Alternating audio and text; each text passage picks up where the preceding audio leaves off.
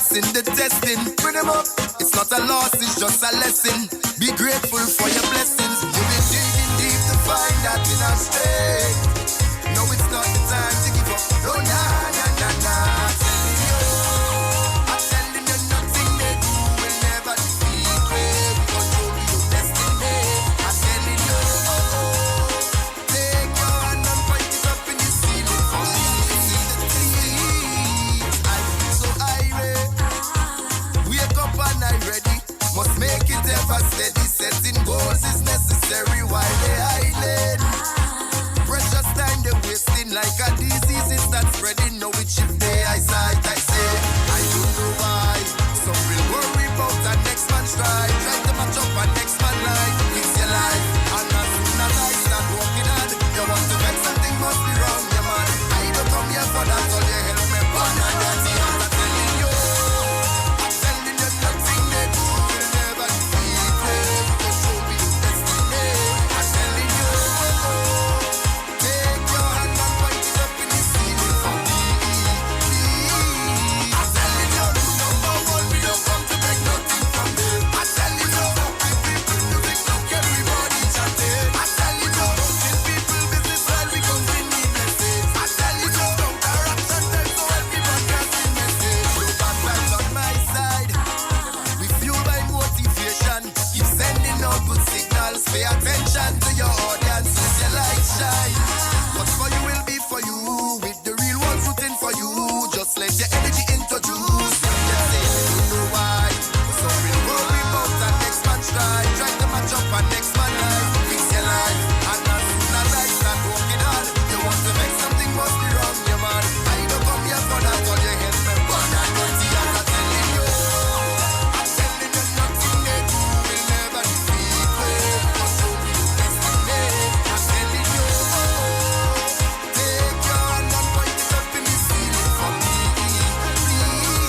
I'm telling you, number one, we don't come to take nothing from them. I'm telling you, people, music, look, everybody chanting. I'm telling you, people, business, while we come bring me blessings. I'm telling you, don't corruption, tell so help me broadcasting message. I'm telling you, we heart still pumping.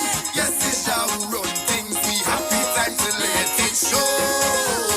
Make a transition up on the road. Lift the chin up, free up and head up. We have some blessings before we head out. Before we leave here, we have the yellow. I'm telling you, nothing they do will never defeat me. Because show me your destiny.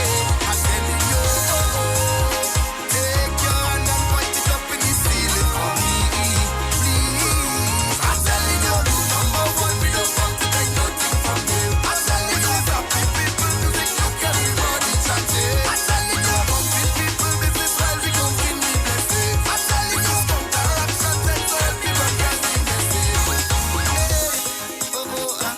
Nothing they do, I say nothing they do will never defeat me. Good morning to all of our listening audience. You're listening to Hard Talk Grenada. A special good morning to those of you joining us on 97.5 City Sound FM, 89.5 CRFM, 92.9 Sister Isle Radio broadcasting from Hillsborough, Carriacou, and of course 94.9 the Big Bad We Noise Radio out there in Brooklyn, New York. Of course, a special good morning to those of you joining us on the live video. Whether it's on Facebook, whether it's on YouTube. Remember to share the live, like it, let everybody get involved in the conversation. Of course, today it is Thursday, and we are going to open the lines from very, very early this morning to invite conversation. Of course, the number to call is 440-7377 for local calls, 440-7377 if you are on WhatsApp and you'd like to send us a message. Remember, we can't take calls on WhatsApp yet. We'll get there, but as for now, you can send us a message. And, of course, if you are in the diaspora and you'd like to give us a call, it's 347-329-3101. Now, of course, I want to give you the daily update on the coronavirus as updated by the Worldometer. As we know this morning, Japan has confirmed that it has a new case, one additional case of the coronavirus. Sorry, one additional death that is, of the coronavirus, or its first death, I believe that is. Yep, that's their first death. And their case is now up to 251 cases in Japan. But I'll give you an overall breakdown of the amount of cases worldwide. We have 60,410 confirmed cases of the coronavirus worldwide. We're still at 1,370 deaths, so we're still in the 2% margin. And of course, 6,287 people have recovered. And of course, the countries, as we stated before, it's about 28 territories. Let me just verify. Yep, it's about 28 countries and territories around the world. All right. However, the bulk of the cases and deaths, new cases and deaths, are reported to be in China. All right, so we have China with 59,823 cases, and of course, a total death of 1,367. They would have had 255 new deaths. All right, and this information was as of 7 p.m. Eastern Time. Let me just check real quick. Or actually, there was an update this morning. All right. So we want to keep up to date on what's happening around the world with the coronavirus, because we know that it is concerning to us. But our health officials have been in contact with us. Now, it is reported that the first death in Japan is a woman in her 80s. All right. Remember, when we look at the profile of the persons who would have contracted and also died as a result of the coronavirus, it generally shows people who are immunocompromised. Or in other words, they would have had some other underlying issue. Their immune system is not robust, so it can't really handle an additional virus. All right? So we have to also take that into consideration. So the new case, or the new death in Japan, the first case, that is a woman in her 80s. Right? There has been a new case in Malaysia, and it's the daughter of the 16th case and the friend of the 14th case. And they all arrived in Wuhan. So if you look at these cases, you realize that these are all people who would have either traveled from Wuhan or been in contact with somebody who has traveled, who has recently come from Wuhan. So we want to take that into consideration as well. All right. So keep up to date on what is happening as it relates to the coronavirus. I will try to give as much information as possible on a daily basis relating to the issue, of course, as soon as information becomes available to me. And of course, we want to continue to encourage people to do the necessary precautionary measures. Let it be a daily practice. You know, even though we don't have a case, and the chances of us getting a case is still very slim, we want to introduce it into society as something that is a norm. Because today it is the coronavirus. Yesterday it was the influenza. So we never really know what the next thing will be. So we want to make sure that these precautionary measures are measures that we introduce into our daily lives, that become a habit. You know, that it's something that is almost automatic to us. Once we do that, then we'll be safe, or at least safe enough. All right. So we want to take all of these things into consideration. Now, yesterday we started a very interesting conversation, and I think it's definitely a conversation that we need to build on, and it has to do with planning. Financial planning, planning for your future. What plans do you have in place for your retirement, after retirement, even before retirement? What plans have you put in place for your children, for your grandchildren, for people who are expected to inherit your estate, whatever you have left, what plans have you put in place for them? So the lines are open. We're going to build on that conversation today. Of course, I'll be sharing some information with you as it relates to a retirement plan, why it's important, how you can, what the benefits of having a retirement plan is, and all of that. Because I know a lot of us have the general idea that when we come to retirement age, we expect NIS to pay us. And while that might be so, we need to consider, is that enough for the life that we choose to live after we retire? And what plans are we putting in place to ensure that we can maintain ourselves after our retirement?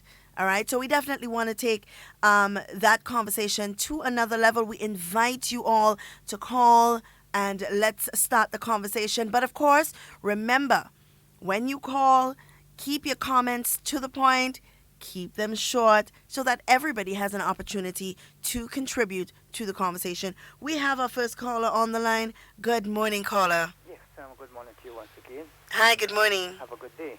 You as well. I'm going to speak to you immediately after the program, so don't run. Okay? Take care. All right. Bye-bye. All right. So don't be afraid to call. Remember, the number to call is 440-7377 for local calls. And if you are in the diaspora and you want to contribute to the conversation, it is 347-329-3101. Now, we want to start with what is a retirement plan. And a lot of people don't take that into consideration. They believe that once you retire, you don't really need a plan. You collect a pension from the NIS every month and you relax and you live and whatever. But you must have a plan in place, whether it's setting up a small business, that can help to sustain you until it's time for you to leave this earth, or whether it is that you've put together a special pension, a private pension, because there are a lot of people who do that. They engage other insurance companies to put aside an extra something every month to ensure that when they retire, they can receive something more. All right. So retirement planning is basically a process of setting up retirement income goals. All right.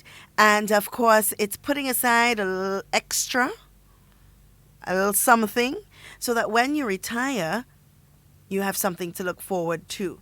All right. And there are four main reasons that people need a retirement plan. All right. You got to consider medical emergencies. All right. Of course, we know as we get older, everything doesn't work the same. Everything is not up to the same standard. So we want to make sure that we put something aside in the event that something like that happens. And then we have inflation. Of course, we know that things are changing around the world. Things are getting more expensive. All right. We can't expect prices to always stay the same. So we got to put a little money aside for that as well. All right. Of course, if you don't have a state-sponsored pension, in our case, our state-sponsored, well, it's not really state-sponsored, but our state pension would be the NIS. That's what we contribute to, all right, in order to get a little something when we retire, all right. And, of course, family. You got to take family into consideration. So you want to put a little money away. I know a lot of the insurance companies like Demerara, we have Pan American, we have Sagicor, just to name a few, all right, that do have private pension plans where you as an individual can start putting something aside monthly, and then you get a percentage when you get to the age of 50, I believe in some cases, or otherwise. All right, so you want to take that into consideration. We do have a caller on the line. Good morning, caller. Good morning, Miss Duncan. How are everything? Hi, good morning. How are you? I'm okay for the time being. All right. Miss Duncan, I talked about planning for the future. Planning for the future is very important. Right? Because when you plan for the future, it makes the life much easier for your children, for the one that will leave behind. Because some people have a concept that when they die, they must be buried. Right? But I want to encourage people, we have to plan for the future, make it much easier for them, for those who will leave back behind. Because see, when you don't do that, life is difficult, and we have to remember the children, our grandchildren, have a future for themselves. We should not depend on them that when we die, that they have to bury us. Because once you plan and then you put things in place, that what to save, you could get it to bury you, or you could get it to help you when you retire, that you could survive after. All right? Because everything that you have to do, you must have a plan. And if you don't have a plan, you cannot execute if you don't have a plan. So you must have the plan, put plans in place for when we reach old age, because every one of us will get old. So let us plan for the future. It is important to plan for the future. Absolutely. Okay, Ms. Duncan, you have one program. You too, and thank you so much for your contribution. It is very important to plan for the future. I mean, a lot of us believe that when we do pass on, as the caller said, it is the responsibility of our children or the responsibility of the persons who are who live with us, like a spouse or whatever it is, to really take up the burden after. But if we plan properly for the future, then when that time comes for retirement or for death or whatever it may be, then we are well secure. And sometimes we believe, well, my salary is not enough, so I am not able to do that. But we have to consider what is most important to us. All right? Would we prefer to put away a $60 today or spend a $60 on something that we don't necessarily need? You know, it is a sacrifice. It is a mindset. It's something that you have to condition yourself to do. I know saving is a very difficult thing for some people. For me, I know for sure. Sometimes it's very difficult to say, Lord, I have to put aside a little something every now and then, I have to put aside something at the end of this month, but I need to do this and I need to do that. And sometimes when we do get a little money, the first thing that we sit down and do is count all of the places that we need to spend it. And then think about what the wants are. The last thing on our minds when we get a little money is how much of it we're going to save. All right. So when do we really start a retirement plan? All right. Now, it's been suggested and statistically proven, right, that it is important that we start planning for our retirement somewhere between the age of 30 to 35. But at the rate we're going these days, I would say as soon as you get your job, your first paycheck, you start planning for your future. You start putting a little money away towards your retirement, because that is very important. All right, that plays a pivotal role in your survival after you would have retired from your regular 8 to 4, all right, or 9 to 5, whatever it may be. All right, and the best retirement plans are started at an early age. All right, so like we said, 30 to 35 is the optimal range in which you can start putting a retirement plan together. But of course, the earlier, the better. All right? Now, imagine you're 25 years old, right? And you start planning for a retirement. When you get to the age of 60, or by 35 years, right? You can imagine the amount of money that you would have already put away. All right. And now planning for retirement is not just for if you get sick in the future. You have to also consider what happens 3 and 4 and 5 and 6 and a year and 2 years down the road. Right? What happens if I get sick? What happens if I have an emergency? At least the money that you're putting into your retirement plan, or the money that you're putting into your savings with the purpose of using it for retirement, that can be used for emergencies. We got to take all these things into consideration. All right, so don't be afraid to contribute to the conversation, because it's a conversation that a lot of people don't take into consideration. It's something that we need to start talking about. You know, even if you're doing a little side job, put something away for a rough time, for a rough patch. We have to start doing that. We have to start thinking about our futures, making financial decisions that will benefit us in the future. That is something that a lot of us do not take into consideration. All right? So you had to start putting something away. Start making right financial decisions. All right? Sometimes it's very hard, very, very hard, because we're facing daily living expenses, medical costs, inflation, you know.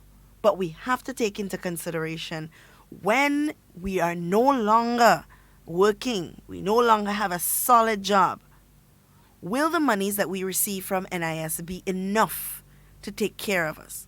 We can't say to NIS, well, NIS, that money is not enough and give me more. That's what you put in, that's what you're going to get out. So it's always important to have a backup plan, you know, a plan B. If NIS is your plan A, have a plan B. You know, start a little side business. The Grenada Development Bank was here recently, and they said that the limit, you know, for getting a small business loan, I believe was 60 or 65, right? That's past your retirement age. But you don't want to wait until you get to that point to start planning for that future. You want to put those measures in place almost immediately, so that when that time comes, you don't have to worry about, Lord, well, how I get in this today and how I get in that tomorrow, because you already know that you are secure. And then it helps you to live easier, stress-free, because at least you know at the end of your working years, you would have had put money aside to deal with these kinds of issues, or to deal with early retirement. All right? The strength of the iron, it's in the testing. Bring them up. It's not a loss, it's just a lesson. Be grateful for your blessings. You've been digging deep to find that inner strength. No, it's not the time to give up. No, nah, nah, nah, nah. I'm telling you nothing they do will never defeat me. We control your destiny. I'm telling you, take your hand and point it up in the ceiling for me. Please, I feel so irate. Wake up and I'm ready. Must make it ever steady. Setting goals is necessary while they hiding. Precious time they wasting like a disease is that spreading. Know it shift their eyesight. I say, I don't know why. Some will worry about the next man's stride. Try to match up a next man's life. It's your life. And as soon as I start walking on, you want to make something must be wrong, yeah man. I don't come here for that, so you help me burn and dirty. I'm telling you, nothing they do will never defeat me. Because show me your destiny. I'm telling you, take your hand and point it up in the ceiling for me. Please. I'm telling you, number one, we don't come to take nothing from them. I'm telling you, people, music, look, everybody chatting. I'm telling you, people, business, well, we come to need message. I'm telling you, don't corrupt and them, so help me broadcasting message. Look back. All right, and we are back. Now, I've noticed that a lot of the schools have started preparing for their sporting activities, and I must say, of course, that I am absolutely pleased with the decision that a lot of the schools have taken as it relates to hosting their annual sports meet. All right, I see Intercall is back on, and of course, we are all excited. We are all happy. I know I am happy, and I know a lot of students are happy, because Intercall for some students is more than just an annual sporting meet every year. It's some of their futures. You know, we have a lot of our students who would have gained scholarships to study in colleges overseas because of the exposure that they would have received through the intercall game. So it's not even an extracurricular activity. It is so much more. It is basically a stage, a trial, you know, for some of our young athletes who want to thrive, who want to be successful in athletics. So we definitely do tip our hats to those teachers and those principals who have made that decision to host their sporting activities this year. And I must say, that just shows what great leadership is all about, because leadership is so much more than just having people follow you. It's about making hard decisions, in the face of adversity. And that is what some of schools, because I don't know if all of the schools are having sporting meets. I know that there are a few who have already announced dates for theirs, all right? And I must say that that shows great leadership quality, because in the midst of adversity, they would have made a decision that they may have gotten backlash for, that they may not appear favorable in the eyes of a lot, but because they are great leaders, because they see the benefit of this activity for the students, they would have made that decision. So, of course, hats off to them. You know, sometimes we criticize and we condemn and we don't take time out to say thank you. And we don't take time out to say good job or well done, you know. And I've criticized a lot. I've very openly stated that I am disappointed in the decision that some of the schools, and the teachers, and the unions have taken, and the stand that they've taken on this particular issue and a lot of extracurricular activities. You know, I have openly said that, but also it is my duty to openly commend those who have taken the initiative to say, we are putting our students first. We see the benefit. It's not about us. It's about them. It's about their lives. They are the ones being affected, you know? So I must say, congratulations and thank you. Because as a parent, you know, it's really good when you can, hey, your daughter come home and talk about, well, mommy, I did long jump today and I placed third, and I'm talking about a child who doesn't even like to walk, you know, and it makes you feel good inside. It makes you feel like, okay, you know, she's honing in on a few things that a parent wouldn't be able to hone in on just like that, you know. So it really is a wonderful thing that some of these schools are doing. And if all of the schools are doing it, of course, thank you to all of you. Of course, I'm speaking as a parent and as a citizen of the state of Grenada. Thank you for making that hard decision and for taking the time out to work with our children. You know, I know it's hard, it's difficult, it's testing sometimes. I was a teacher for a very long time, so I know it is testing, you know, and it takes a special make of individuals to be teachers.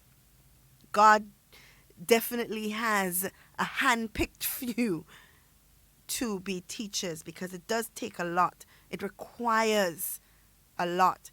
A lot of people, when they go into teaching, if they go in just for the money, or if they go in just because it's another job, they sometimes find themselves very stressed out. It becomes very overwhelming.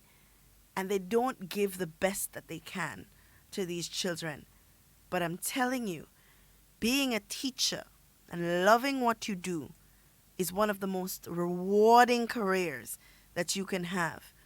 To see a young mind that you have been a part of molding, to see a young man turn out to be a success, and know that you have played a part in that success. It's a wonderful feeling, you know. So I tip my hat to all the teachers out there, you know, to all the schools who would have made decisions on hosting sports meets this year. Some of the schools have already started back having their extracurricular activities even before the term of last year ended, you know.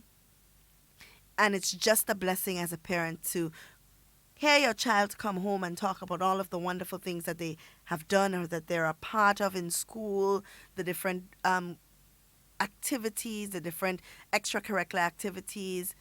It's just really a blessing. So hats off to you, teachers, for taking that decision, you know, and being a part of something bigger than just yourself.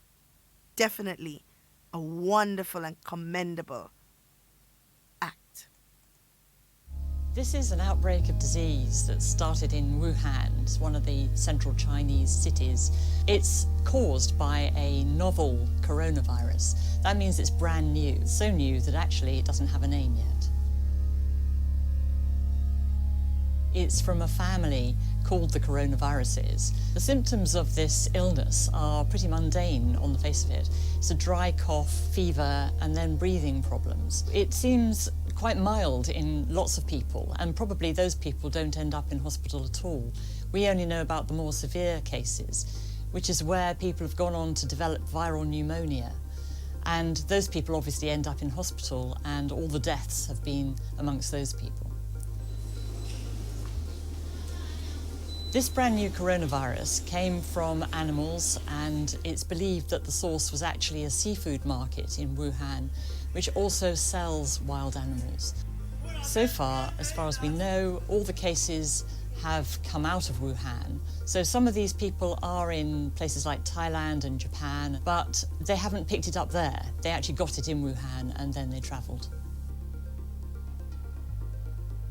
In China, where the most cases are, it's older people who are ending up in hospital with this. They're usually over 40, and the very youngest person diagnosed is about 13 or 14 years old. So it doesn't appear to be affecting small children, and those who've died tend actually to have underlying conditions, as they say. They're frail, they may have heart disease or cancer already, and so they're vulnerable. Basically, their immune systems are not very robust, and they're going to find it very hard to fight off a virus. We've only just discovered that the new coronavirus is actually transmitted from one person to another.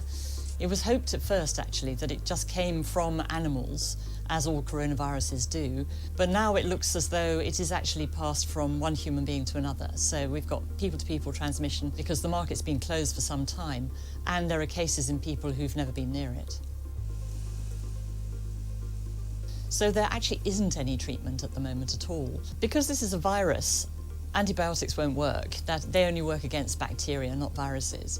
So really you want an antiviral treatment, but none of the flu drugs that we've got, and we have got a couple of those, will work on this. A coronavirus is different from a flu virus. So there actually isn't any treatment at the moment at all. This one is scary because it is a brand new virus, so we don't know how it's going to behave. But I have to say, we perhaps ought to put it in the context of some of the other things.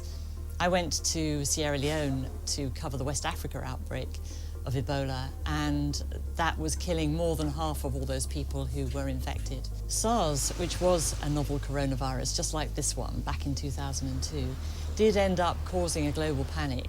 And that was largely because nobody had ever seen it before, but also the death rate was at around 10%. Well, here, so far, we're talking about a death rate of 2%, which is a lot less. And it does look as if many of those people actually have had underlying health problems, which would make it more likely that they would die.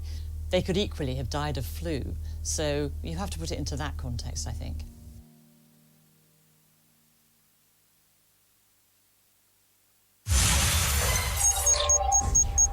You're listening to Hard Talk Grenada via www.hardtalkgrenada.com.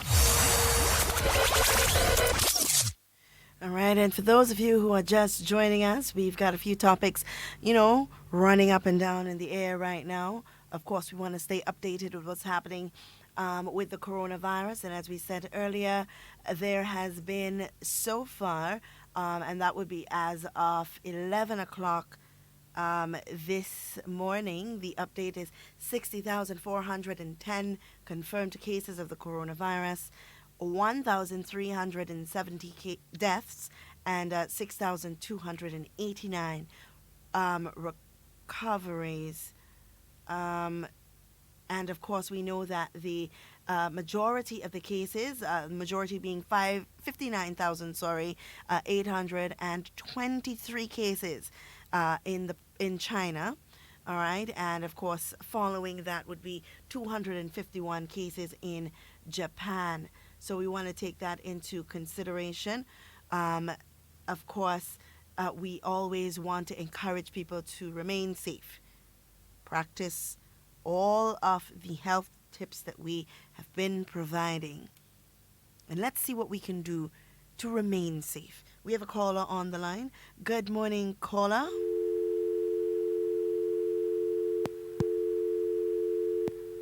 Oh no, it seems like we have lost that call.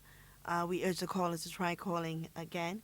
Yeah, but we got to do what we got to do to ensure that we remain safe as a nation. All right?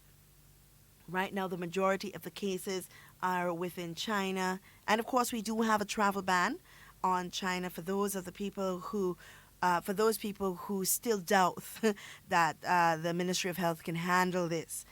So far, we've been doing a wonderful job, I must say. We've been doing an excellent job at ensuring that this virus is managed and that it stays out of our doors. All right. And of course, we have other cases around the world, 58 in Singapore, 53 in Hong Kong. Of course, as of yesterday, Singapore would have had 8 additional cases, Hong Kong 3, Malaysia 1, Vietnam 1, and the USA would have had another case, an additional case. So we want to take all of these things into consideration. India is now at a total of 5 cases with 2 additional cases from yesterday's total. All right, and those are only the new cases. We've had 15,421 people in China being infected with the virus yesterday. That's the numbers that came in from yesterday. So we want to take all of these things into consideration. I did hear that, or read, as a matter of fact, that there was an issue with one of the vents, or the vents in one of the buildings in China, and that would have contributed to far more people being infected. So it just goes to show that this virus can travel, but it needs us in order to travel. If we are practicing the proper hygiene or etiquettes that we shouldn't have that problem, right? But we do have another caller on the line. Good morning, caller. Good morning, and how are you doing? I'm good, and how are you, Mr. Mills? Not doing. As the people say, praise move mountain. So let's pray that this disease will never meet us at all. Absolutely. Have a nice day, and thank you for having me. You as well. All right. Yeah, we do pray that it doesn't meet us, but of course we have to ensure that we are doing the right things in order to make that happen, right? Because remember, it's not just about people coming from China. We have people coming from all over the world, and as we know, there are 28 territories, countries and territories that have cases of the coronavirus.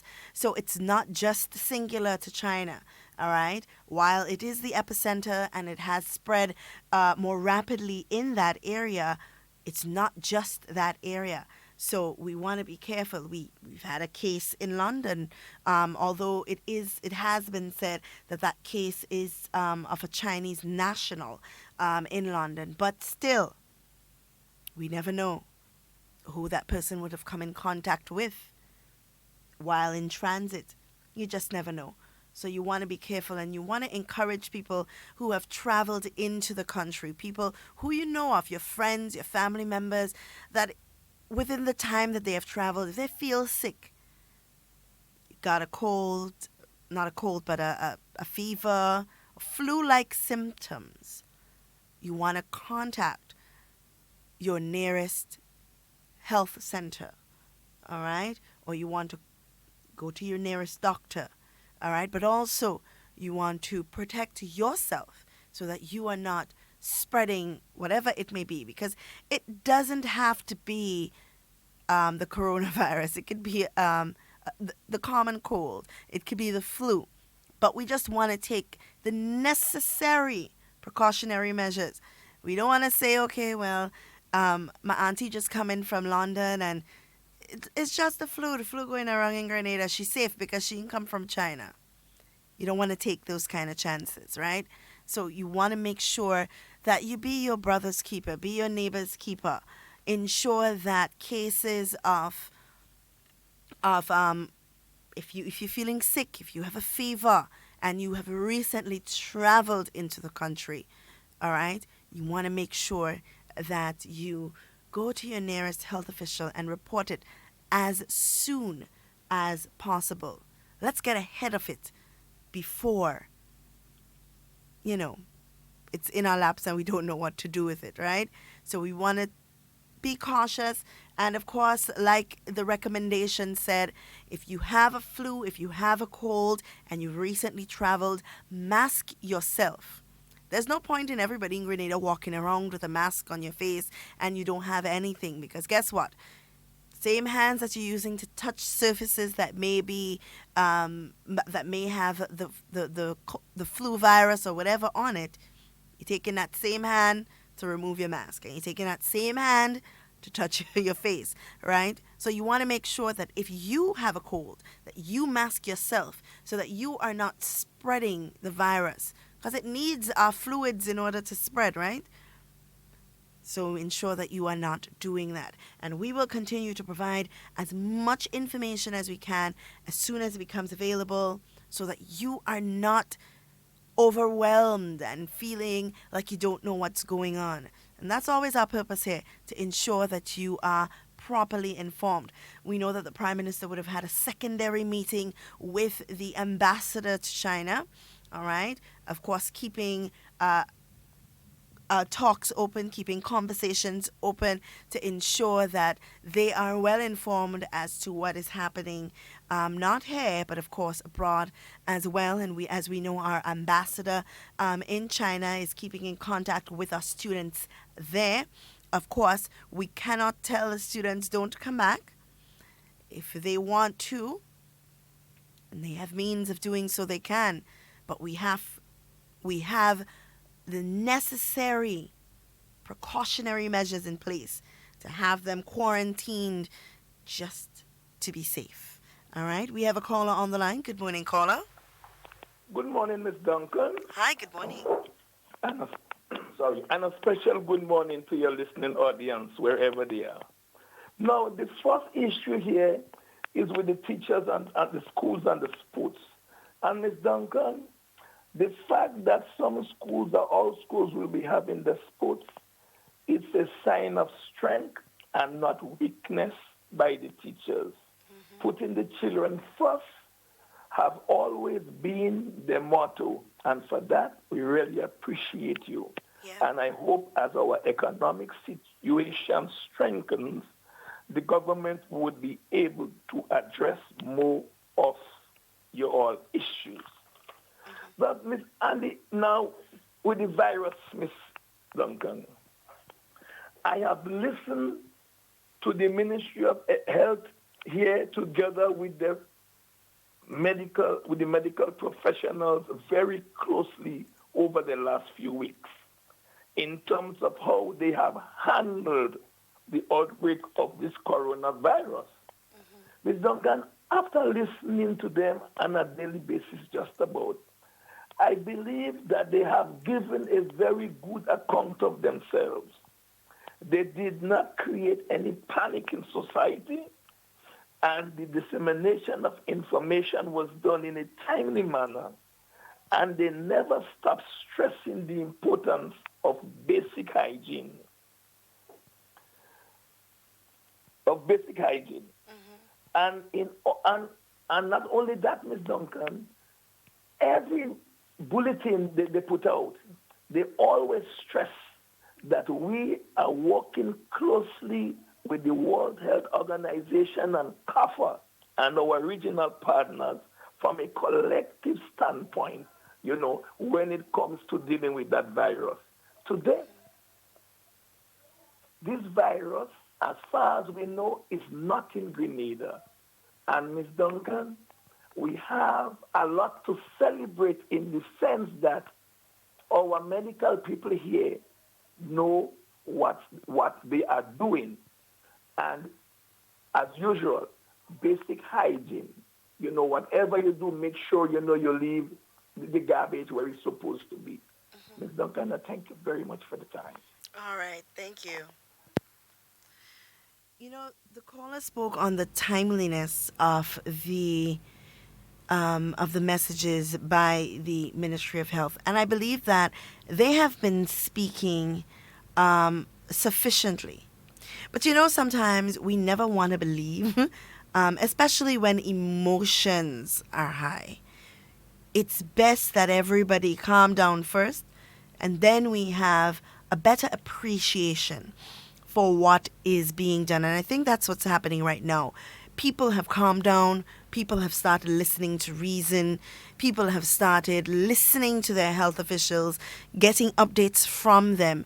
I can tell you for a fact that on my Facebook page, a lot of the people that I have followed or as followers would have limited the amount of information that they just pull off the World Wide Web and share. You know, any sensational thing that your eyes fall on. We have a tendency of doing that. You know, it sounds sensational, it sounds exciting, it heightens emotion, and we tend to share it, you know, because we want people to get a similar feeling that we have. But sometimes we definitely have to be a little bit careful in the information that we're putting out there. And I think that the Ministry of Health, along with the Minister of Health and other health officials, have done their duties diligently. They've ensured that they have all of the facts. They've ensured that they have put all of the measures in place.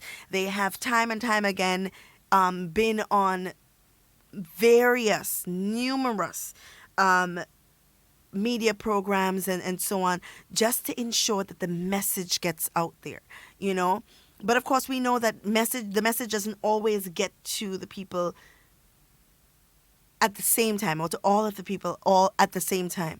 So we want to ensure that we as Grenadians do our part and ensure that you share the correct information, all right? And also be receptive. You know, because sometimes we ask for information, but we're not willing to receive the answers that are given to us. Sometimes we just hope that we hear the worst. I don't know why. It's human nature, I presume. But sometimes we always, and that is something that I do as well, I always hope for the best. I always look for a glimmer of hope in a trying situation. You know, because if a situation is already difficult, stressing yourself out and giving yourself high blood pressure and making yourself more emotional and frantic, it doesn't add any value to the situation, you know. It doesn't help the situation. As a matter of fact, all it does is added stress. It puts added stress on you as a person. So you want to make sure that you always look for positivity in a situation, because with every situation there's always a silver lining, you know, and that's how we solve problems. If we only look for the negativity in a situation, then we would always see things in a negative light and we'd never see the good in anything. But we have to start teaching ourselves to weigh pros and cons, and how you feel about a situation sometimes it doesn't change the fact that that is what the situation is, you know. But when you look for a glimmer of hope, when you look for that light at the end of the tunnel, then you start looking for solutions to those problems. Then you start putting on your thinking cap and saying, well, if I do this, that might work. Well, this might work. And then the situation starts getting better, you know? So we definitely do want to ensure that we don't add stress to an already stressful situation. We want to make sure that we soothe the minds of people who are genuinely very worried about their family members and their friends. People who have family members abroad who are additionally worried because there may be a case or two in the territory that they are in. So we want to make sure that as people, we are a brother's keeper, that we take other people's feelings and what they may be going through into consideration as well. You know? So we definitely do have to be cautious, optimistically cautious. Ensure that we follow all of the methods and procedures that have been put in place for our safety. You know, I hear a lot of people talking about, oh, well, the Prime Minister ain't saying nothing yet, and we waiting on him to say something, and he ain't talk yet. Talk about what? What really is the Prime Minister going to go on radio and say? Or go in post-cabinet and say? Or go on TV and say? You know, sometimes we're always wishing for things that just don't make sense. You know, we have a Minister of Health. He's been very vocal. He's been very out there with information. We may feel however we feel about our Minister of Health, but we have to give him his kudos. He has been on top of this issue, on top of this situation, and anybody who chooses to say otherwise is doing so basically out of hate. We have a lot of haters out there that no matter what you do as a person, they just don't like you, and they just don't believe that nothing you do will ever be good. To those people, you know what we tell them? Thank you for holding that burden for me so I could move on to more positive things. That's what we tell them, you know. But the Prime Minister will speak when the time is right. He has spoken in our independence celebration. For those of you who missed his speech, he would have spoken. But he will speak again when the time is right, when it is necessary. At this point, it isn't necessary for him to speak. What would he come and say? All right? Let's be reasonable. But we are grateful that plans have been put in place to ensure our safety. And they continue to ensure our safety. Let's be grateful for that. Hello listeners, and welcome to our program from the Grenada Solid Waste Management Authority, where we share with you the best practices towards good waste management for the betterment of our country. In a previous program, we shared a bit on complaints received from one of our collection contractors regarding litter left behind during the annual staging of road running events in the build-up to the 2020 athletic season. Today, we continue with some of the waste management concerns raised during the athletic season, focusing our attention on the staging of sporting events, particularly at the smaller, less popular recreational grounds that are open or unfenced. Our hope through this program is to address those concerns raised so the activities can be held in an environment that promotes good solid waste practices. Oftentimes, we have been on the receiving end of numerous complaints regarding the state of playing fields, roadsides, drains, and bushes near recreational facilities in the aftermath of sporting activities and other events. Most of these concerns are related to food vending. These include trays of litter in the vicinity of food stalls and bars, complaints from schools that these open playing fields and roadsides near these fields being left in a deplorable condition by those who used them previously, with cleaning and the preparation for upcoming games left to the institution planning the games.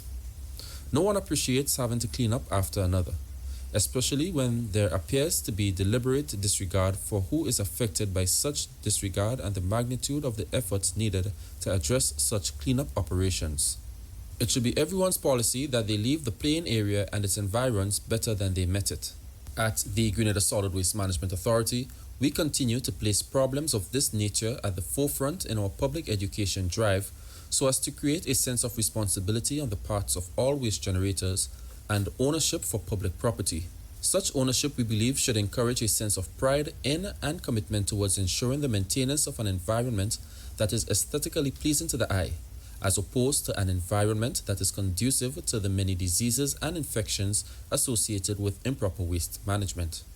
The issue of planning for waste generated at sporting events is seldom given thought to. That is, until event organizers are eventually called out via social media or radio call-in programs by angered persons expressing their disgust in the way the environment was left upon completion. We do strongly believe that proper measures must be put in place to facilitate the influx of waste generated, as it will surely lessen the problems we see occurring. Firstly, there must be adequate placement of bins for waste disposal. We recommend that these bins are placed at strategic locations that will be easily accessible to all. These bins should also be lined with bags and upon completion of the event, properly tied and placed out for the garbage collection service. Through the use of PA system, patrons should be informed on the location of the bins and encouraged to use them. At the end of the sporting event, organizers should make it their responsibility in ensuring that the venue is clean and no litter is left lingering in the open environment. Finally, for the disposal of waste primarily at those unprotected playing fields, it is advised that the waste is not kept on the premises with the hope that it will be collected. We are asking that organizers get acquainted with the collection schedule for the location of the event, ensuring that waste is properly sealed and placed out to be collected by our garbage collection teams. As it concerns the major contributors to littering in the vicinity of these sporting events, we wish to remind our food vendors of the lessons learned as part of the Ministry of Health's food certification program relevant to the maintenance of a clean and litter-free environment during a vending operation. In the case of cleanup operations, we wish to remind you of the time frame stipulated in the Waste Management Act regarding cleaning of your vending areas. In the case of sporting events, the legislation speaks to ensuring that persons who operate food stalls adjacent to an event of this nature are required to remove all litter from within 5 meters of the vending area by the end of the day. These few tips will surely lessen the problems we see occurring of waste being left out in the open environment. It is our hope at the authority that priority is given towards properly managing waste generated during upcoming sporting events, especially at the smaller, less protected recreational grounds. We have come to the end of today's presentation. Do join us again next time for another program from the Grenada Solid Waste Management Authority.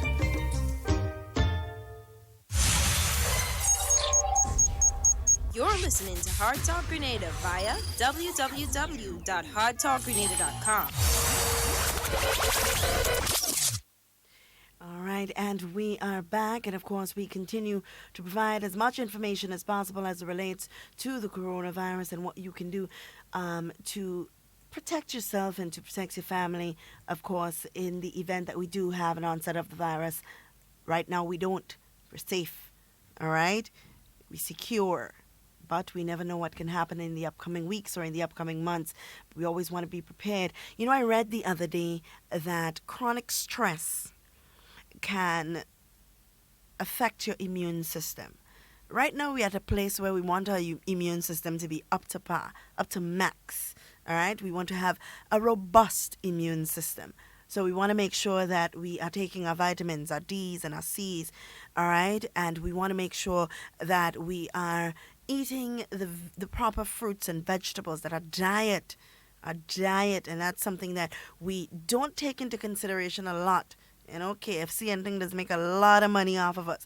Not that we can't indulge ever so often, but we definitely have to take our diets into consideration. I have recently started on this journey to eat more clean, right? And eating more of my fruits and more of my vegetables and watching my intake on the fried foods and the saturated fats and so on. It's a difficult journey, I must say. But at the end of the day, the silver lining at the end of the day is a healthier me, right? And the same goes for all of us out there. We want a healthier body, a healthier immune system, all right? So you want to make sure that you are, the less stress, the better. And that's why we've been encouraging people to stay away from sharing the propaganda and the rumors and the falsities, because we don't want people being unnecessarily stressed, all right? Not only don't we have a case of the coronavirus, but remember, we do have influenza circulating around the island, you know, and if stress can affect your immune system, then you can just imagine it makes it easier for you to catch a cold. And just the same as you can die if your immune system is compromised and you are sick, like you have cancer or whatever, from getting the coronavirus. That can happen if you have influenza as well, or a common cold. You know, so you have to take these things into consideration. When you're sharing information with other people, just think about the person on the other side of the screen, what they're reading and how they may feel. We have a caller on the line. Good morning, caller. Good morning to my sweetie pie. Good morning, Miss Jacob. How are you? If you know how good I am, how good God bless me. I see I see right up to 11:30. Thanks, Jesus, for that. That's wonderful. Amen. Thank you, Jesus.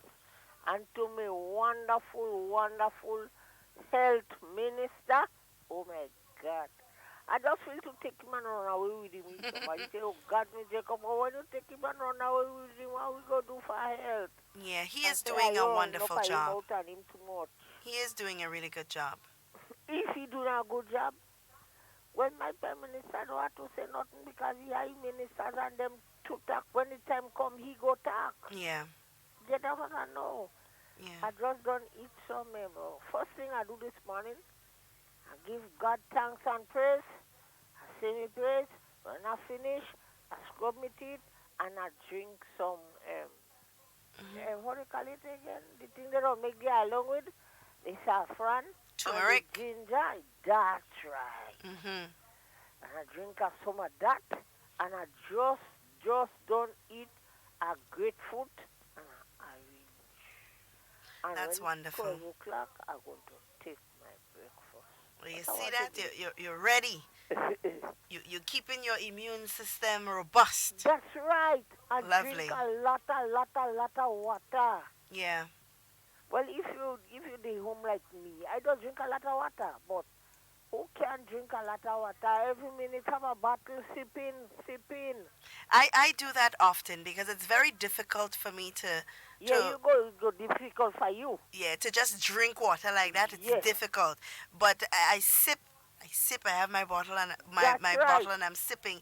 And by the end of the day, I would have accomplished the goal that I had set out. That's right. Yeah. At the end of the day, you complete more than eight glass of water. Mm-hmm. If you go without, you sip. Man, I don't take take a mug and a half of water a long time.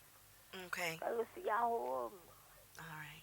Well, thank you so much for calling, Miss Jacob. You know, I always love to hear from you. Baby. God bless you and I love you. All right, Where's you too. Brother, how do you call him? What's his name again? The one that will be with you on there. Mr. Bola? Yeah, where Brother Bola? He there. I begging him whole time, and I let everybody on the radio know that I beg and I beg and I beg. No. If he don't come tomorrow, to giving him, he has to be there tomorrow. Brother Bola, make yourself available for tomorrow morning, please. He'll come. He's doing a lot of work, so I know he's doing a lot. I can't give him too much fire. I know he have it there. I know he have it done. Yeah. He'll give us in detail anyway. So all you right. have a nice day, baby. God you bless too. you and love you. All right, you I too. will talk to you about 2 o'clock. Yeah. Right? 2 o'clock is good. Right. Okay. Love you, bye-bye. Bye-bye. Right. Yep. I love hearing from Miss Jacob. Miss Jacob always makes me smile. She makes my day. I love hearing from her. That's my girl. But as she said, you got to keep the immune system robust. You got to make sure that you're eating your colored fruits and vegetables, your reds and greens, your yellows, all of these good fruits. And we have them in abundance in Grenada, So you want to make sure that you do that. Mommy, if I see you trying to give away my lemons, we go fight. All right? I pass in this evening to get some. So I come in for my lemons. Don't give them away. But we want to make sure that our immune systems are robust, and that includes limiting the amount of stressful situations that we expose ourselves to or allowing stress to burden us, right? So you want to make sure that you limit that and also limit the amount of stressful situations that you yourself cause for others, because that happens too, Sometimes we don't stress ourselves out, but somebody might stress us out.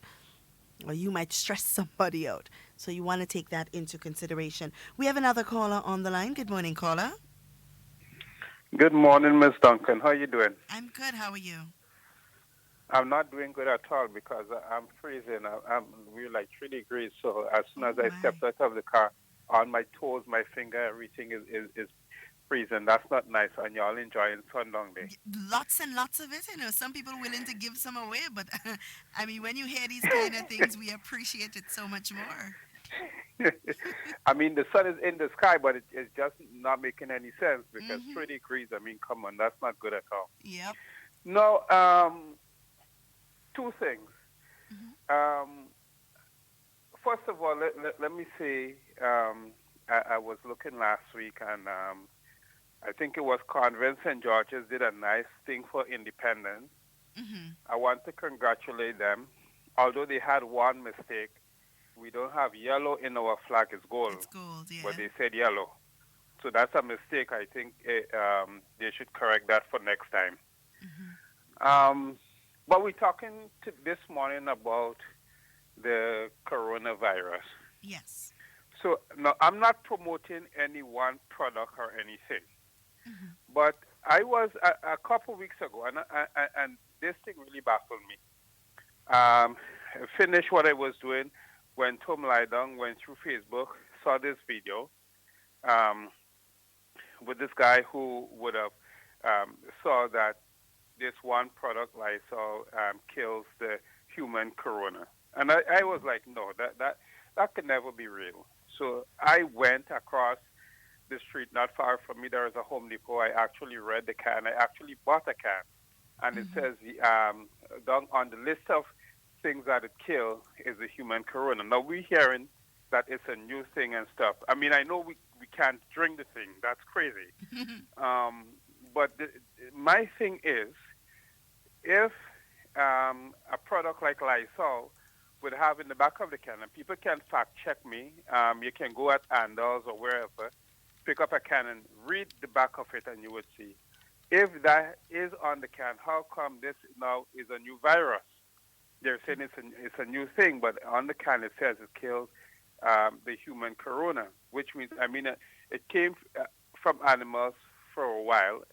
It lives in animal, but Lysol actually kills the human strain, and I think this is something we should be thinking about. I mean, I know you had doctors on the show a couple of days ago, I think, but I'm not sure if they are aware of that or what. I'm not sure if the population is aware of that. And on this program, unlike certain other programs, we like to talk truth, right? So I would ask the Grenadian people, I mean, it is not hard. We are always in the supermarket, always in the shop. Just read the back of the can and see. Maybe we can use some of that. As I say, I'm not promoting any one product or any company or what, but it's there, and seeing that this is a health concern, maybe we can buy a can, wipe down the counters, whatever, you know. We're always in public and stuff. Maybe we can use a bit of it. But as we see, their toll is rising, and I understand this morning from you that we have a travel ban, which is good. So, and I think, is it true that Grenada did turn away a ship sometime last week, or was it so? Yes, that's correct. It was actually, it's an unscheduled call. It wasn't scheduled to come to the island. But what happened is that a few of the people on the ship, they had gastroenteritis. So it wasn't corona, it was gastroenteritis, which is just as bad, right? But yes, that was the case. All right. Okay. All right. So that's the two things that I wanted to raise. And of course, we don't have yellow in our flag. It's gold, yeah.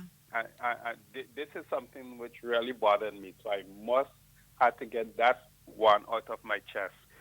If it wasn't anything else, it had to be that one.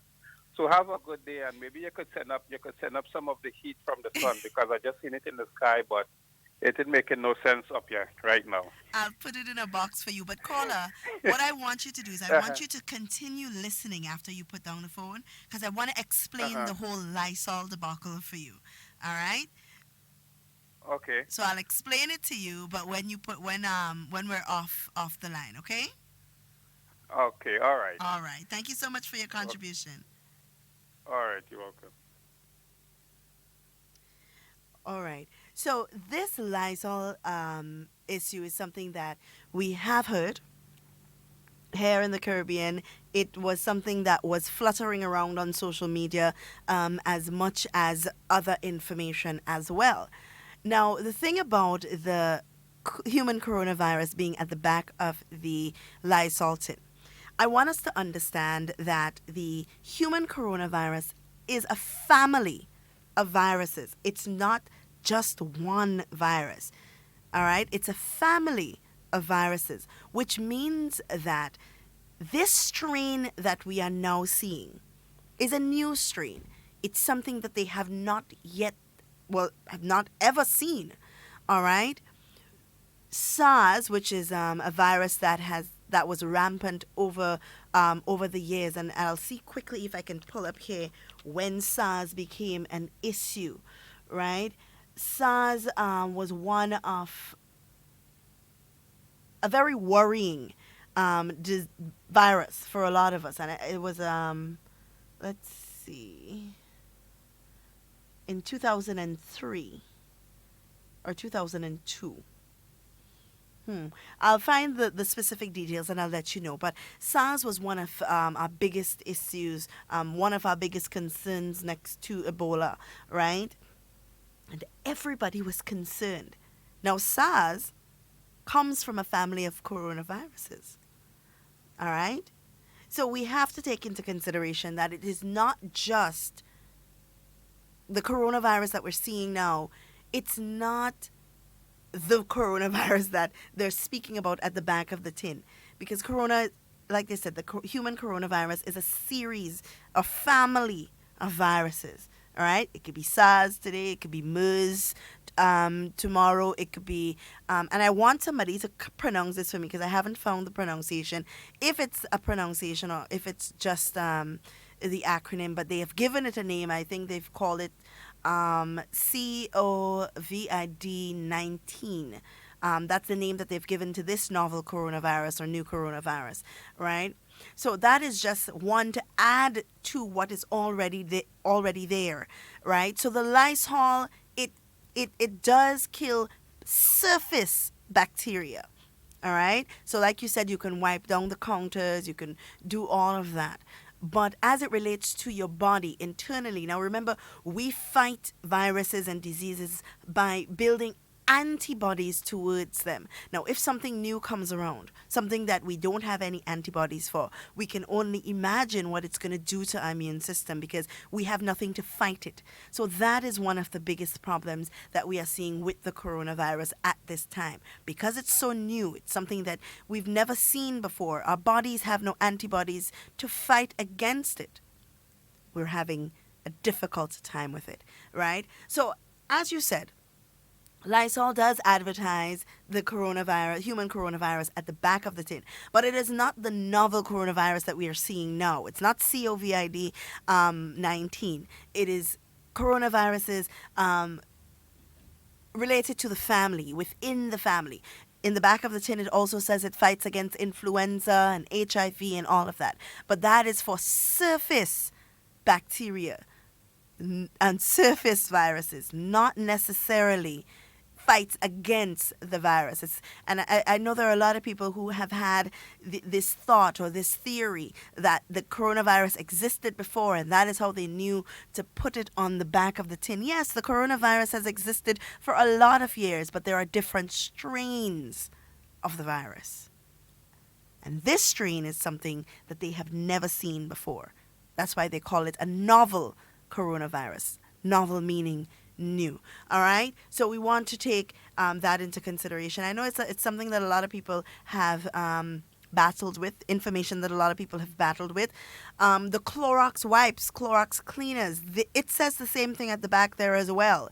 It does say that it fights against a lot of the viruses that we are seeing. It is listed at the back of that can.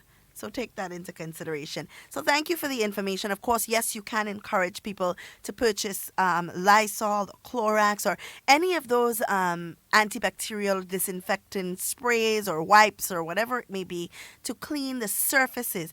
Even we had a conversation here with when Dr. Martin and Kevin were here about buses incorporating the use of these antibacterial sprays and all of these things into their daily running. So, you pick up a load of passengers.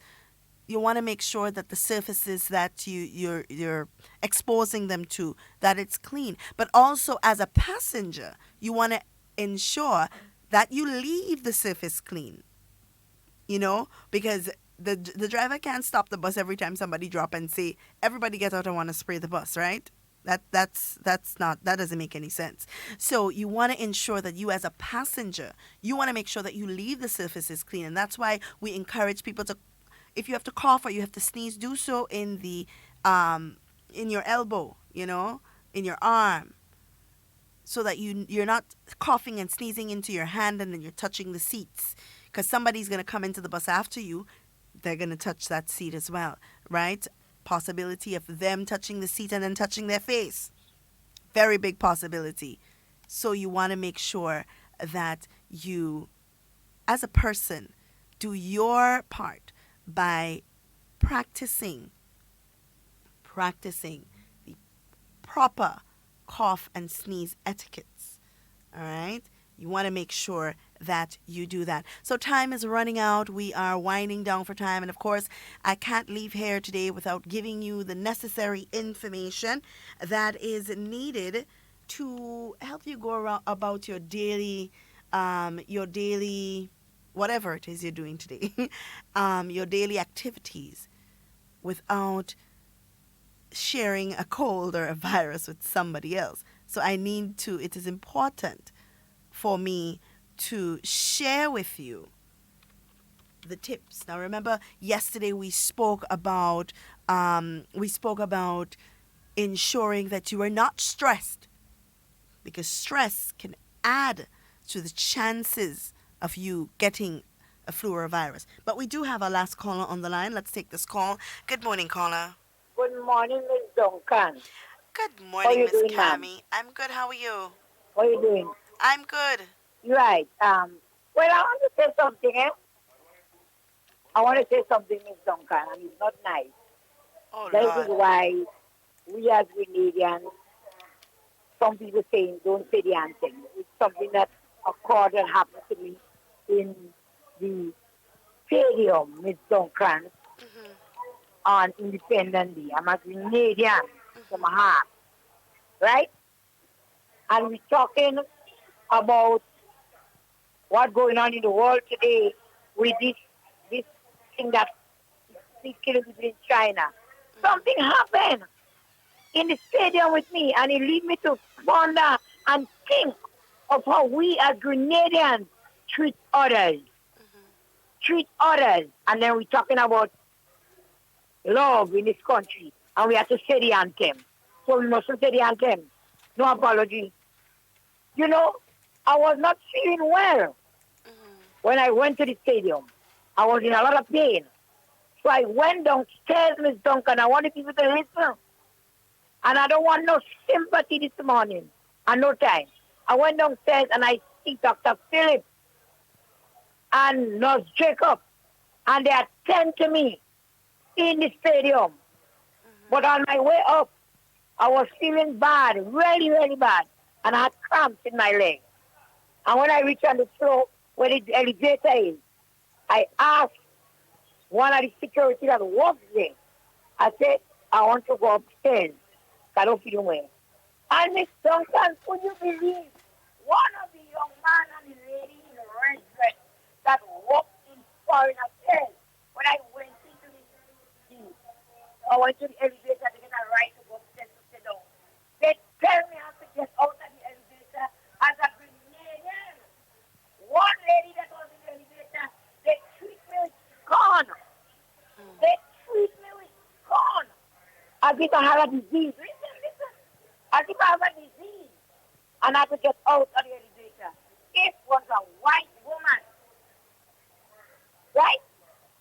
She had the action right to go to the elevator. Then I let her go. Grenadians have to stop that. We mustn't say the anthem then. Because I was not feeling well. Yeah. I was not feeling well. And I'm tired of that in Grenada. Nobody is better than nobody in this country. We are one people. And I'm sick and tired with the way on the street people.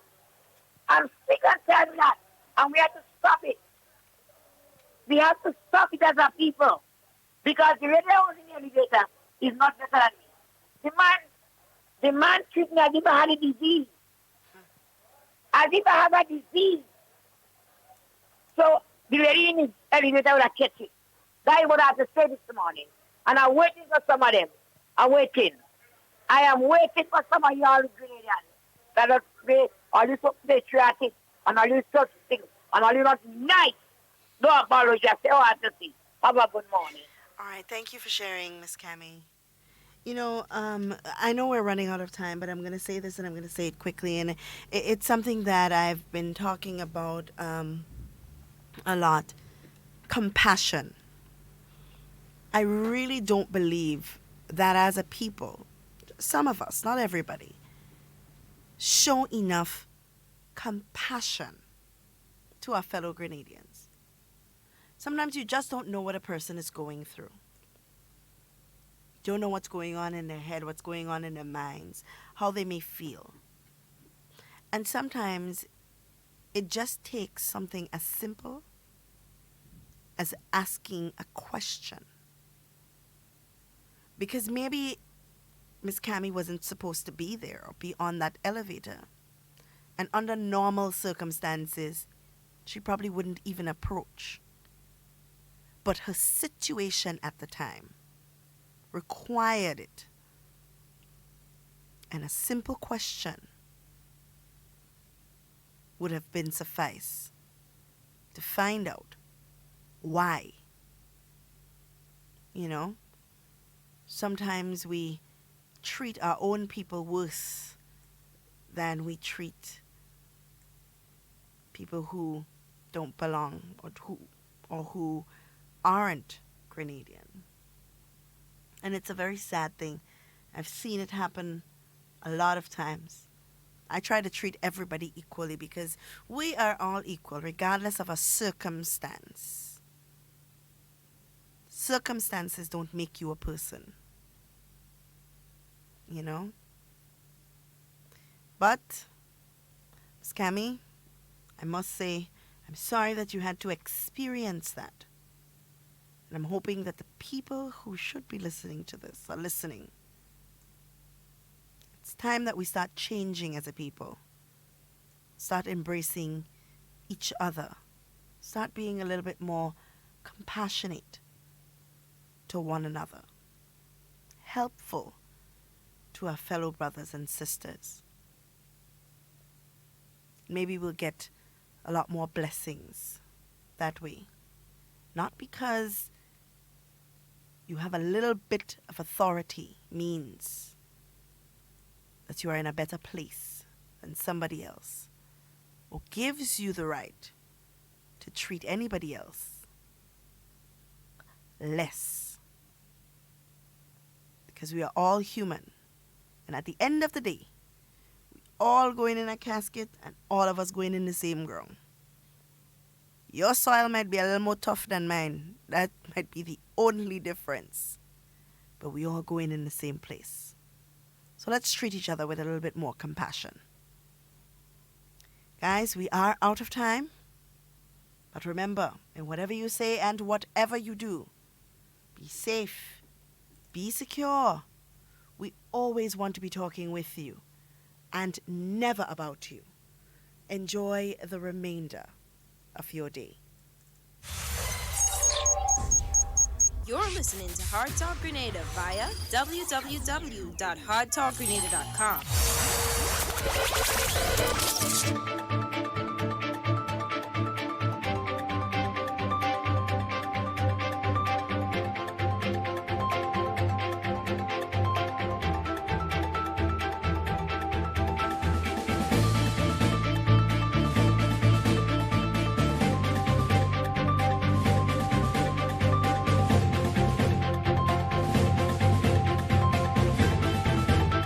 Caribbean Development Bank to use recently published methodology to determine vulnerability index of borrowing member countries. Details to this story and more in the National Report.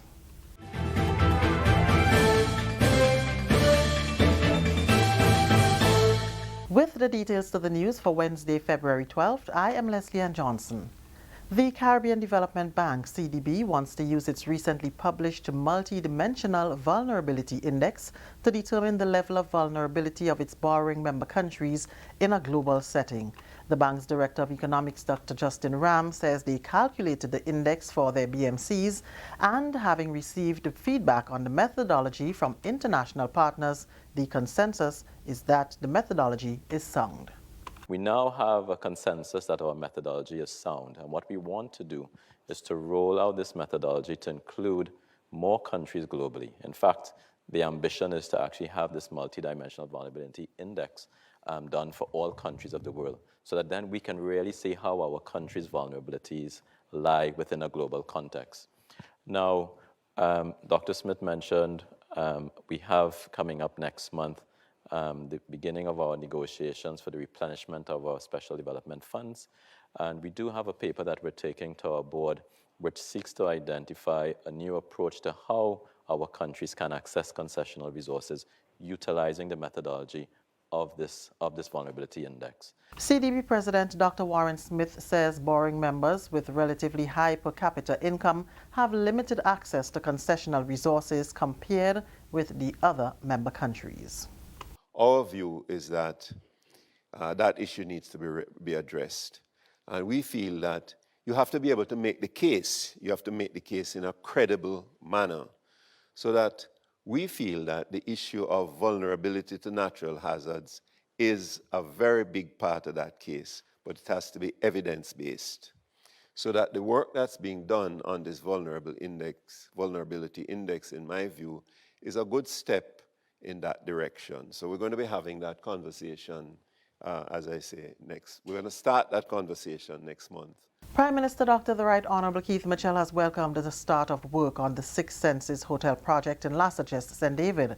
Project developers Range Developments announced the start of construction last Thursday to coincide with Grenada's 46th anniversary of independence on February 7th. The 100-room luxury hotel is scheduled for completion by November 2022, and Dr. Mitchell is keen to see this accomplished given its potential impact on the rural economy. Dr. Mitchell said, and I quote, "This project will impact significantly on Grenada's rural economy, especially through the creation of jobs in both the construction phase and when the hotel begins operations," unquote. Managing Director of Range Developments, Mr. Mohammed Asaria, said the pace of progress on the project is indicative of the company's commitment to deliver in record time. Only 10 months have elapsed since the government of Grenada signed the agreement with Range Developments. Six Senses Lassages is a project approved under Grenada's Citizenship by Investment program. Grenada's top reader, Melody Garrett of St. Rose SDA School, returned home on Wednesday after winning the OEC at Scots reading competition title in St. Lucia on Tuesday. Melody stood up to her competitors from a number of other islands, including St. Lucia, which placed second, and Antigua and Barbuda, which placed third. We have a report by Annette Moore. Congratulations, Melody. Courts OECS reading champion.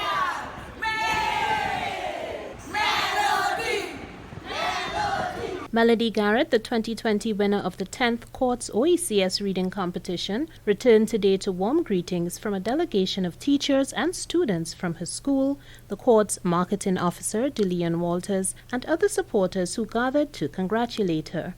Her grade school teacher and coach, who have high expectations of her, praised her diligence and graceful demeanor as attributes that served her well during the competition. Her behavior and her attitude add to what she has accomplished, all right? Because it's not only about talent, but it's also about having a good attitude and behavior to add with that talent, and therefore in the end she has demonstrated that she's a winner.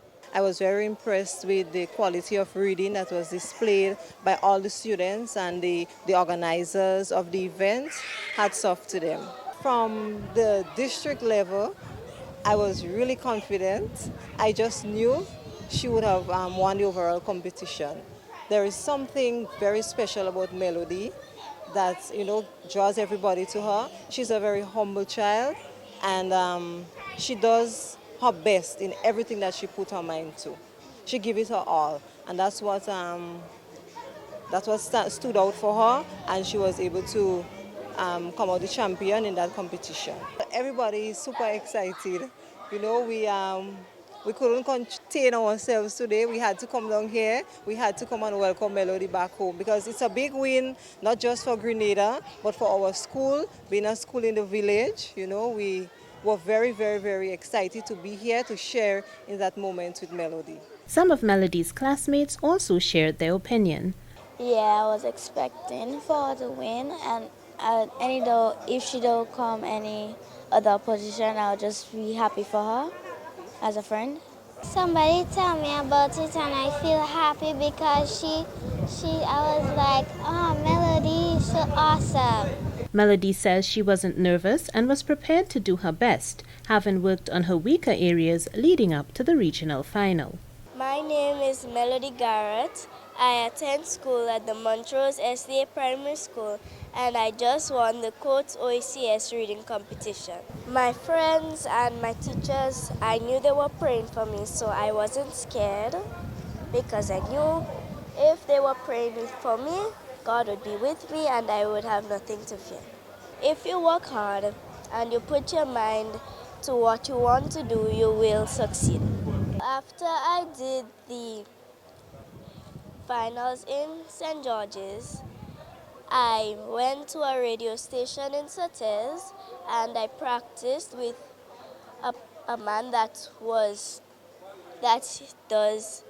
used to be reading a lot, and I worked a lot on my endings and my TH and the pronunciation of my words, and I think that's what I improved on. Melody has also made new friends and thinks St. Lucia reminds her a lot of Grenada. I made some friends and our parents exchanged numbers, so we will be talking. And what I liked about talking to them was that when I was talking to them, we were talking to each other about our countries, and after a while, we didn't want to compete against each other because we were such good friends. Melody says she's grateful to her parents, school and community for the role they all played in helping her to succeed. Courts Reading Competition Coordinator in Grenada and Activities Coordinator at the Ministry of Education, Yolande Bridgman-Lewis, noted that Melody was clearly in the lead. The other participants was no match for Melody. She did very well. In fact, the difference between first place and second place was like 22 points. All right, so she was leading, you know, and there was no question about Melody winning the competition. In fact, she won both rounds of the competition. She won the narrative round as well as the news item. Melody's mom, Misty Garrett, is very pleased, and she tells us what makes Melody such a special child and some of her parenting secrets. It's a good feeling to know that, you know, the things that you taught her, she went out there and did it, and it was just a happy feeling. I taught her that it's okay when you're taking part, that despite you did not win, you did your best, and that's good. There are children who would be able to do some things academically. You support them. If it's a skill, you support them as well, because despite what, this child will be making you proud in any field that they go out to. So we just have to support them and continue praying for them. As part of her prize package, Melody receives the Champion Trophy, EC $5,000, a laptop, a smartphone, books, and other items. She previously won EC 1500 at the local competition and 1000 for her school. It is not surprising that Melody has listed books as being at the top of her shopping list. In the news this afternoon, girls in ICT. The Department of Education, Innovation and Gender Relations, along with regional and international counterparts, will be holding a 3-day symposium which will open the doors to numerous careers. The symposium will give the participants, especially vulnerable girls and women the opportunity to participate in hands-on training. For the National Report, I'm Annette Moore. This is the National Reports. More news after the break. Kayak Mass 2020.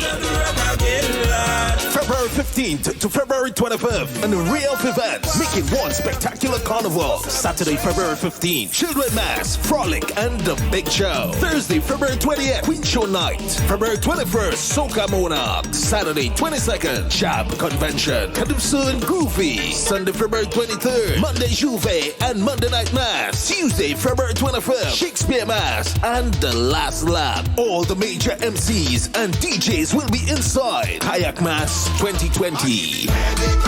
Make reservations and book now.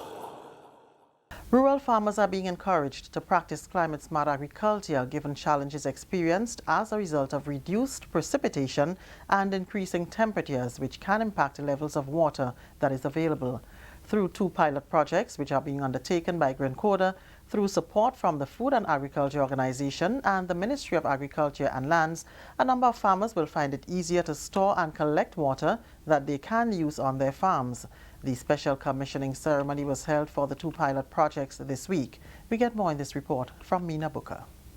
Realizing that water stress is one of the greatest challenges for our rural farmers, the Grenada Community Development Agency, Grenada, through 2 pilot programs backed by funding from the Food and Agricultural Organization, or FAO, and support from the Ministry of Agriculture, made it possible for 6 rural farmers to receive systems that can improve water access, storage, and increase nutrient value of their soils. All 6 farmers received their storage tanks, among other equipment, to undergo composting and rainwater harvesting at their farms last October. They have now moved into full implementation of the structures, which were officially commissioned on Monday, 10th February. Prior to the special commissioning ceremony, a team from Grenada, FAO, along with the Ministry of Agriculture's PR unit, visited farms where equipment have been installed in Florida, Victoria, La Fortune, Madeiz, and Snell Hall. Benny Langine, Deputy General Secretary for Grenada, welcomes coordinating and collaborating with the FAO on another instance to provide assistance to rural farmers. According to him, this project helps farmers to take a cleaner approach to farming. We are glad that these tanks, with a capacity of 800 gallons each, could be up, and we see that farmers have, in fact, not just sat back, arms folded, and received that support, but in fact have embraced it and have added to it. All right? Added to it by investing in lines, all right, drip lines and irrigation systems and so on, connected to the tanks and so on, so it can, take care of, water the plants and the crops and so on. The composting too, we believe, is very, very important and has a lot of benefit for the farmers. It reduces the cost of very expensive fertilizer, and it is something that is more friendly, more eco-friendly and so on, so they have all to gain from it, so that they can plant, watch the crops grow, produce and so on, without, in a sense, wreaking havoc on the earth.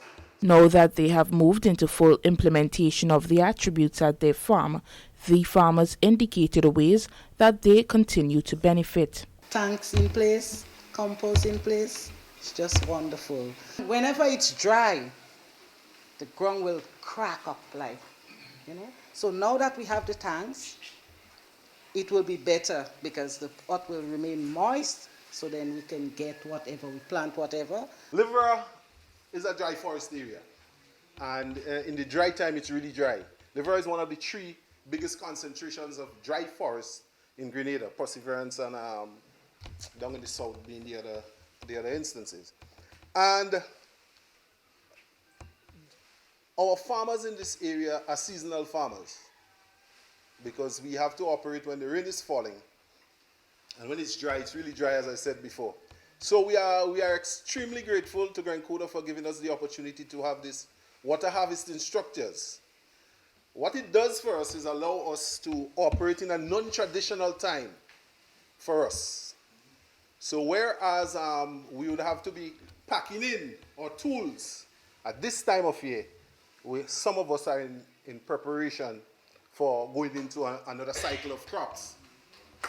So we are really grateful for that. The composting component of it allows us to benefit, to conserve water, because the compost would help keep moisture at the stool of the plant. And it also aids us in making our contribution towards feeding the nation healthier. Well, I'm grateful for that tank, and I know you will benefit me so long as the rain falling. If the rain don't fall, I won't get water. And then you would help me to go a long way by using some drip lines. Consultant for the Food and Agricultural Organization's Regional Office, Ms. Kelly Walcott, says she's pleased with the implementation process of this project. On behalf of FAO, I just want to thank all of you, especially the farmers, for partaking in these pilots. I learned a lot today. The pilots are amazing, and you know what your benefits are, I can see firsthand, and everything was perfect in my opinion in what I saw. I am thankful for your perseverance and your patience, and yeah, it was really good.